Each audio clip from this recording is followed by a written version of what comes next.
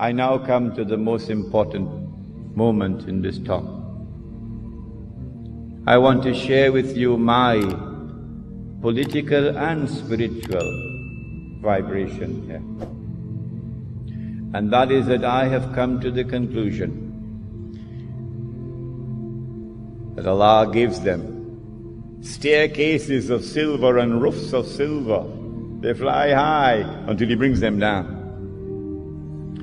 The United States is flying high now because it's about to crash. We are located at that moment in time when a day which is like a month is about to end, and a day which is like a week is about to commence. When it does occur, it will confirm what I'm saying. When Britain became the ruling state in the world, Britain took control of the money of the world, and the sterling pound was the international currency. And then when the United States took over from Britain as the ruling state in the world, the United States could not be the ruling state in the world without taking control of the money of the world. And so the US dollar replaced the sterling pound as the international currency. This took place at the Bretton Woods Conference, the Bretton Woods Accord in upstate New York. And I'm saying to you, if you look at the world of money, you would see the writing is on the wall. That the Bretton Woods Accord is collapsing. It has already collapsed. And a new international monetary system is around the corner, in which the US dollar will disappear.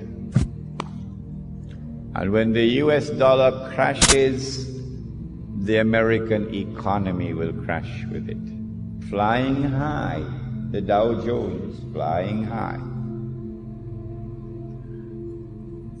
I want to suggest to you that the September 11 attack on America bears an uncanny similarity to the attack of the summer of 1914. And that the events which are now unfolding in the world, the attack on Afghanistan, the attack on Iraq, the new American imperium that is taking over the world, are all meant to serve one mission: to pave the way for the state of Israel to wage a big war.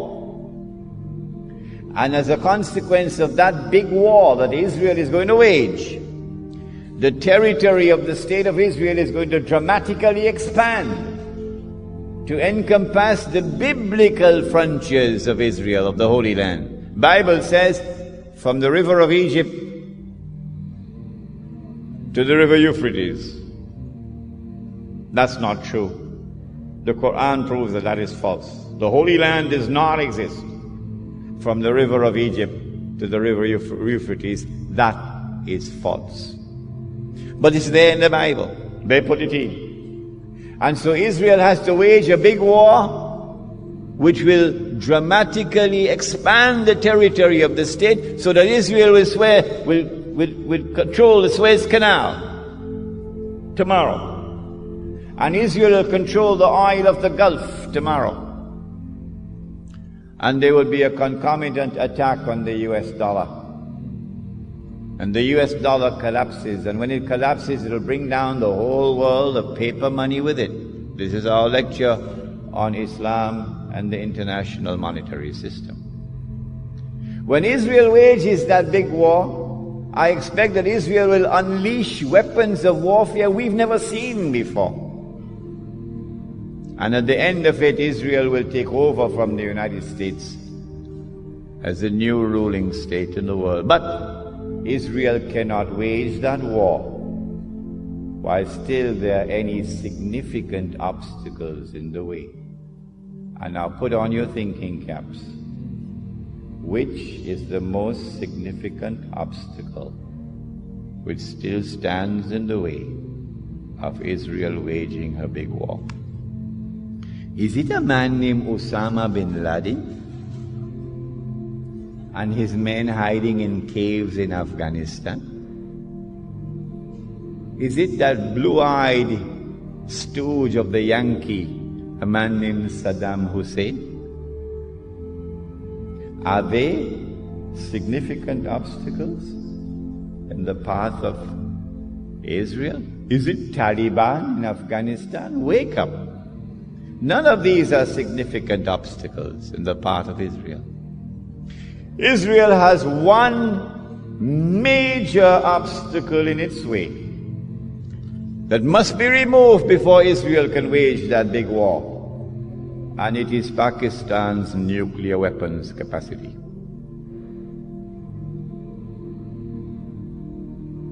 And coupled with that is Iran's missile capacity. And so all the hullabaloo we're going through now, all the maneuverings on the chessboard of the world, are all intended to culminate with the destruction of Pakistan's nuclear capacity. That is around the corner. That's about to take place. When Israel wages that big war and replaces the United States as the ruling state in the world, the first ruling state was Britain. The second ruling state was the United States. The third and the last would be this imposter, the state of Israel. I am suggesting to you that Dajjal, or the Antichrist, would now have completed stage 2, a day which is like a month, and would be commencing stage 3, a day which is like a week, meaning a much shorter period of time. It is at this time that terrorism reaches its climax. They not only attacked Sheikh Ahmad Yasin in an act of state terrorism that Washington did not see.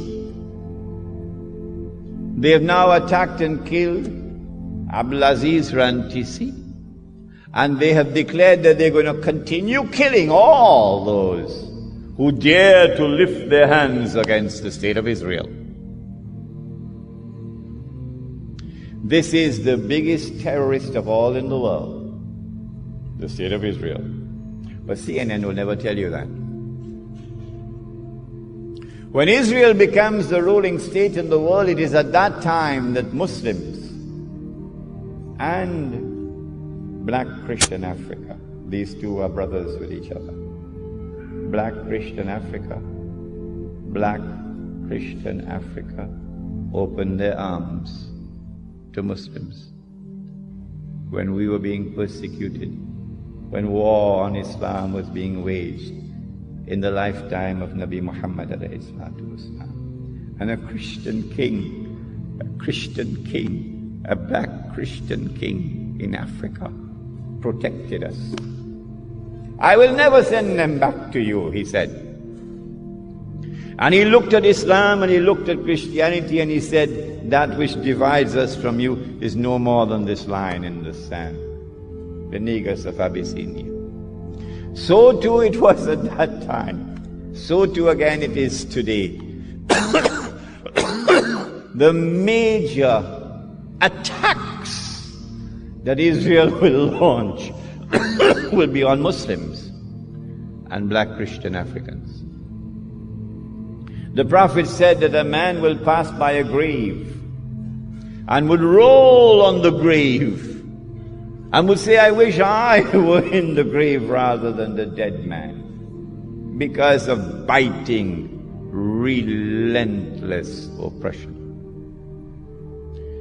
But it will not last forever. The Dajjal, or the Antichrist, would be born. He would grow up. He would become the ruler of the state of Israel. He would rule the world from Jerusalem the way George Bush is ruling from Washington. I expect this within the next 50 years or so, but Allah knows best. It's going to be a horrible 50 years ahead of us. Horrible. And then he will declare, I am the Messiah. And the Jews will accept him as the Messiah.